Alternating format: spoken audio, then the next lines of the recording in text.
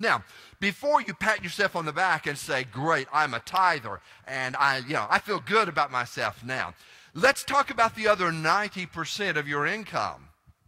Everything you have left. It doesn't matter to me whether you figure it pre-tax or post-tax. It's all going to come out the same thing.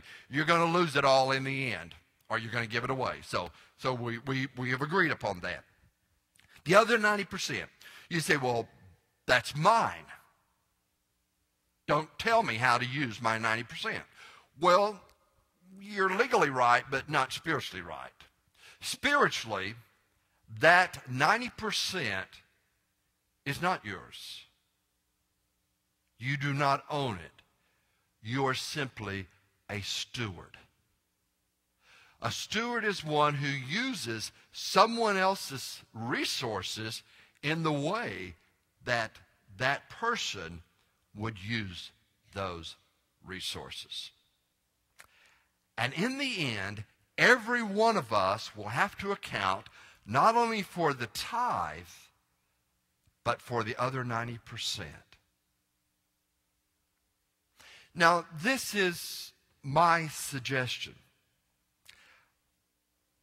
I think it'd be a wonderful thing if we would be the first church in America where every member tithed. To my knowledge, there is no such church. Even though that's one of the basic things that God asks us to do, there is not a single church in the United States where every member tithes. Isn't that tragic? So I'm going to ask that you tithe, that you begin to do so next week. And secondly, this is my suggestion now. I'm going to ask you to try something for 1 month. Invest a tithe of what you have left, the 90%, so that's 9%. Invest 9% in the lives of others, and for 1 month, only 1 month, that's all I'm asking, live on 81% of your income. Now you can invest it with folks who are hungry. You can help students in school who don't have the money to pay their fees. You can do anything you want to. But I'm just saying invest for 1 month 9% of what you have for other people. Take pride in the opportunities you have as a servant or a steward of God's resources. Third, take pride in your faithfulness. If you can be faithful to God, that's awesome. You know, it's one of those things that most of us would leave our spouses if our spouses were unfaithful to us.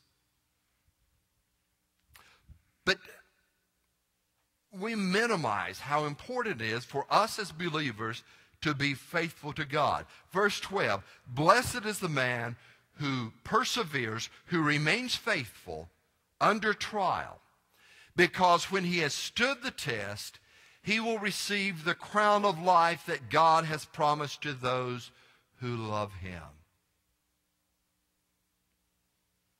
When he stood the test, he will receive the crown of life. Darla and I had the privilege of living in Bardstown, Kentucky for about 5 years.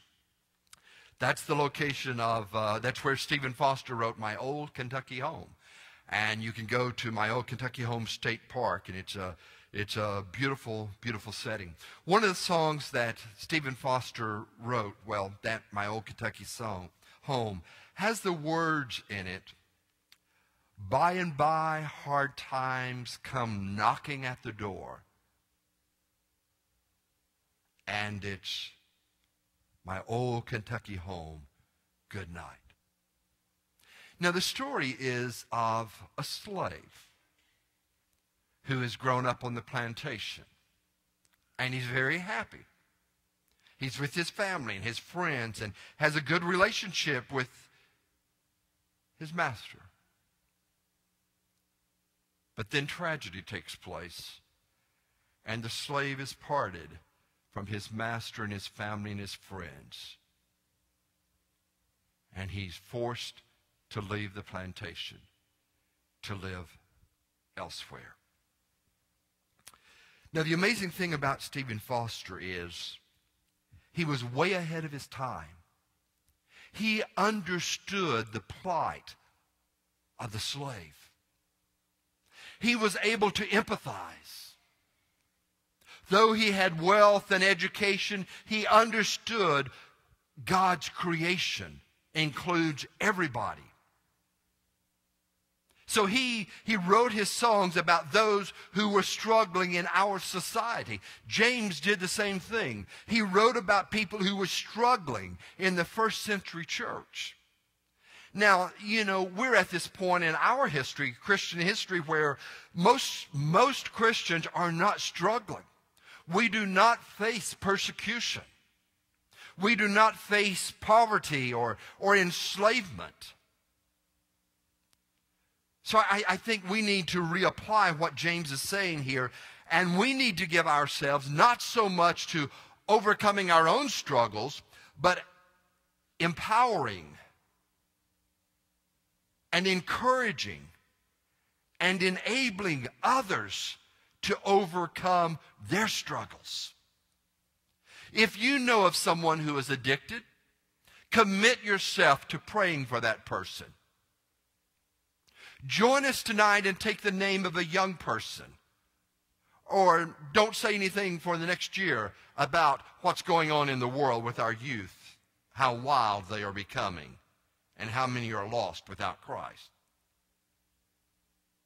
People are facing struggles. Someone spoke to me this week and said, you know, you'll never know how much I appreciate preacher so-and-so because I was a single mom. And at that time, no one accepted single moms. So there were people struggling in our congregation with all kinds of issues and all kinds of problems. And the thing that James says is, will God find us faithful, helping the hopeless, helping those with problems and issues? We need to take pride in our faithfulness to God. And then fourthly, we need to take pride in our steadfastness against sin. Verse 13, when tempted, no one should say, God is tempting me. For God cannot be tempted by evil, nor does he tempt anyone. But each one is tempted when, by his own evil desire, he is dragged away and enticed. Then, after desire has conceived, it gives birth to sin. And sin, when it is full grown, gives birth to death. Don't be deceived, my dear brothers. Now, let's get this straight.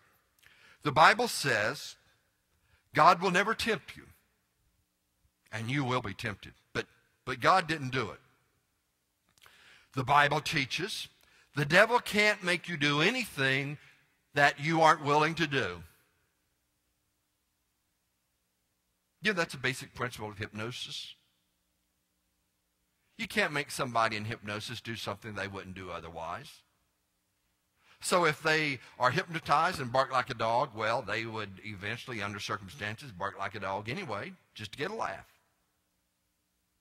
So the devil cannot hypnotize us and make us do anything we don't want to do. James brings it home. He says, your own evil desire causes you to sin. It is my own evil desire that is responsible for every sin. There's something I want at the bottom of every sin I commit. Sin is all about me. Now, notice importantly how that changes and how quickly it changes. James says sin starts with our evil desire. That's something I'm licking my lips for and I'm really wanting to be true. But then, quickly he says, we are dragged away. I mean, Satan does not take our hand. Once we say yes to the desire, we are handcuffed. And no matter how much we protest, we are caught. And that's why people will say, you know, the devil made me do it, or I just couldn't resist. Some irresistible force took over my life. No, it didn't.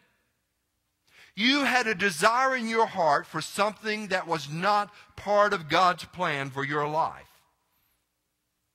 Same thing is true of a tornado. Now, you can get out of the path of a tornado. You can run, you can move. But if you stand in the path of the tornado, you will deal with the force of that wind and the chaos of the aftermath. And if you stand in the presence of sin with your desire, you will deal with the force of that sin.